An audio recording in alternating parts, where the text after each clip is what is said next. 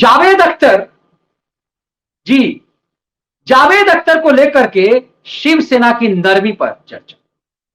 जावेद अख्तर ने शिवसेना ने हिंदुत्व की तुलना, हिंदुत्ववादियों की तुलना, आरएसएस, विश्व हिंदू परिषद, बजरंग दल की तुलना तालिबान से की, 3 दिन पहले की। तो मुंबई में एक शिकायत भी दर्ज हुआ। तो ये उम्मीद जगने लगी कि आखिर बॉम्बे में क्यों शिकायत दर्ज हुई जावेद अख्तर के खिलाफ, पहली शिकायत क्यों। अब जरा इस बात को समझिए कि कैसे बॉम्बे में जब जावेद अख्तर ने हिंदुत्व की तुलना, हिंदुत्ववादियों की तुलना तालिबान से कर दी और ये कहा कि आरएसएस का लक्षण भी तालिबान से कमतर नहीं है, तो मुंबई में एक शिकायत दर्ज हुई एफआईआर के लिए। हमने उस दिन भी कहा था कि इसमें बड़ी साजिश है। यह शिकायत इसलिए कि यदि कहीं उत्तर प्रदेश में जावेद अख्तर के खिलाफ मुकदमा दर्ज हुआ और उसकी गिरफ्तारी के वारंट जारी हुए, तो फिर जावेद अख्तर ये दलील दे सके कि उसके केस को महाराष्ट्र ट्रांसफर कर दिया जाए। दरअसल बात मैं इसलिए कह रहा हूं कि आज सामना ने जावेद अख्तर के उस बयान का खंडन किया है। जावेद अख्तर को उस बयान में अपना ऐसा विषहीन, दंतहीन स्वरूप उस शिवसेना ने दिखाया है जिस शिवसेना के सुप्रीमो बाला साहब ठाकरे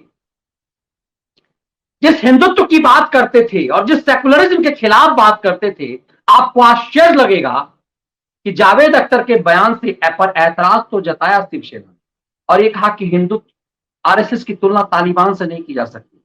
आप यदि इसके बयान को देखेंगे शिवसेना के सामना के संपादकीय को, तो आपको लगेगा कि गलती से कहीं हम कांग्रेस पार्टी का एजेंडा तो नहीं देख रहे हैं। शिवसैनिक का जो मुख्य पत्र है शिवसैनिकों का सामना, उसमें उद्धव ठाकरे के हवाले से यह कहा गया है आरएसएस एक हिंदूवादी संगठन है, उसकी तुलना तालिबान से नहीं की जा सकती। यह देश सेकुलर है क्योंकि हिंदू बहुल है। और उसके बाद जावेद अख्तर के सेकुलरिज्म की तुलना की खूब तारीफ की गई।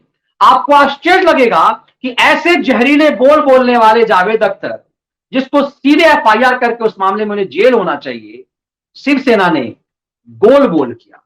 तो क्या ये जो एफआईआर की शिकायत जावेद अख्तर के खिलाफ हुई है, उसके लिए गोल गोल बयान शिवसेना ने क्या जानबूझ करके बयान दिया है ताकि उसके हिंदुत्व के तेवर को समझा जा सके। आखिर क्यों ऐसा कहा गया सामना में कि आरएसएस, भारत एक हिंदू बहुल राष्ट्र है और उसके बाद भी यहां सेकुलरिज्म जिंदा है, और यह कहा गया कि हिंदुत्व का मतलब यहां की संस्कृति से है, और यह भी कहा कि संगठन का, ये आरएसएस जैसे संगठन की तुलना कभी भी नहीं की जा सकती तालिबान से। ऐसा लगेगा जैसे कोई सेकुलर पार्टी एक बयान दे रहा हो, आप कल्पना नहीं कर पाएंगे। एक और तारीफ उन्होंने की, कश्मीर से 370 हटने के बाद कश्मीर में सांसें वापस आई है। मतलब 370 का कि हटाए जाने का तो फेवर किया, क्योंकि शिवसेना को पता है कि पूरे देश में विद्रोह किस चीज को लेकर के है। आपको आश्चर्य लगेगा कि जावेद अख्तर की जमकर तारीफ की है शिवसेना। कहा है जावेद अख्तर, जब कभी भी कट्टरता ने आप अपना फन उठाया है, जावेद अख्तर ने उसे बेनकाब किया है।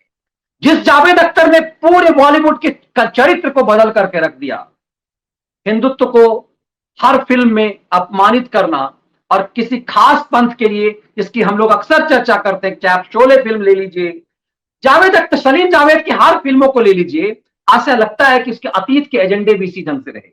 लेकिन आज सामना ने उसे जस्टिफाई किया है और कहा है कि इनका चेहरा सेकुलर चेहरा रहा है।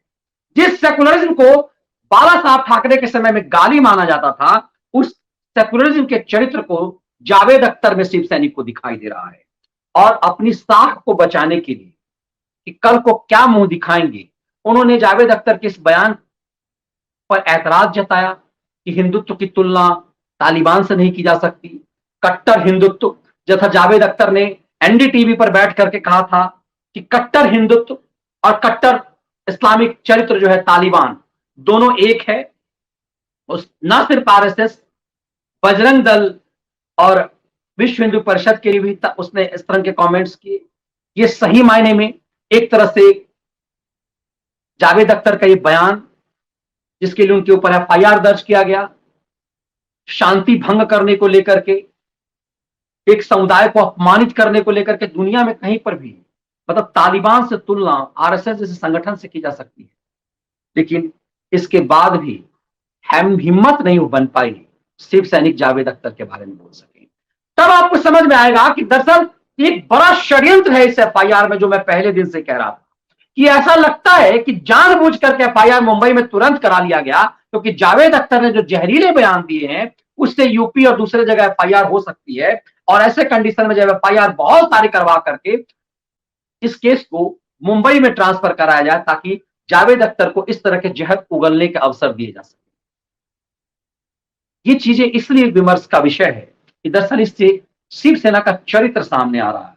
ये वही शिवसेना है, बाला साहब ठाकरे वाली शिवसेना, जो पाकिस्तान परस्तों के लिए कैसी बातें करते थे। आज उस जावेद अख्तर के पक्ष में किस तरह की गोल बोल बातें की है सामना ने अपने लेख में लिखा है कि पाकिस्तान और चीन जैसे देशों ने तालिबान का समर्थन किया, क्योंकि उन देशों में मानवाधिकार और लोकतंत्र, व्यक्तिगत स्वतंत्रता के मायने नहीं है। हिंदुस्तान में बहुसंख्यक हिंदू होने के बावजूद इस देश में आज भी सेकुलरिज्म का झंडा, धर्मनिरपेक्षता का झंडा ऊंचा खड़ा है। इस धर्मनिरपेक्षता का मजाक उड़ाते थे शिव सैनिक। खुद उद्धव ठाकरे इस सेकुलरिज्म का मजाक उड़ाते थे, और बाला साहब ठाकरे तो ना जाने क्या कहते थे। उसके बाद कहा, लेकिन मुसलमान समाज में चरमपंथी विचार जब भी पनपा है, जावेद अख्तर ने आवाज उठाई है, नगाब उठाए। कब जावेद अख्तर ने हिंदुस्तान में जहां जहां इस तरह इस स्तर पर जब ब्लास्ट हुए इस्लाम परस्ती में कट्टरता के नाम पर, जावेद अख्तर ने कब बोला? जावेद अख्तर के फिल्मों में कब इस तरह से दिखाया गया कि उस समुदाय जो समुदाय एक कट्टरता के नाम पर विस्फोट करता है, बॉम्बे ब्लास्ट करता है, इस तरह की जाकर के गोधरा में जाकर के ट्रेन की बोगियां जलाता है, उसके लिए जावेद अख्तर ने कब इसका कंडेम किया? ये चीजें दिखाती है कि दरअसल कांग्रेस के आवरण में सत्ता का स्वाद ले रही शिवसेना किस तरह से अपना चरित्र हनन खुद कर रही है।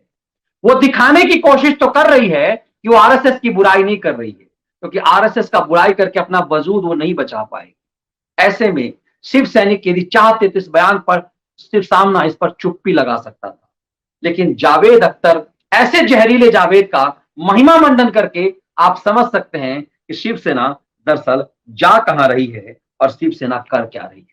इसके इस बयान को लेकर उन्होंने कहा कि यह निंदनीय है, लेकिन जावेद अख्तर का जो अतीत है, वो जावेद अख्तर का ऐसा अतीत है, मतलब पूरा महिमा मंडन, ये दिखाता है कि शिवसेना कोई भी पार्टी अपना पूरा चरित्र, अपना बेस कैसे खत्म कर देती है, उसका एक बेहतरीन उदाहरण शिवसेना है। लेकिन जावेद अख्तर का बच पाना मुश्किल है। जावेद अख्तर के खिलाफ तय सी बात है कि उत्तर प्रदेश या दूसरे राज्य में मुकदमे होंगे। इन परिप्रेक्ष्यों को देखा जा रहा है कि आखिर मुंबई पुलिस क्या कर रही है, लेकिन इस पूरे प्रकरण में आपको साफ लगेगा कि एफआईआर भी दरअसल जावेद अख्तर के बचाव के लिए है।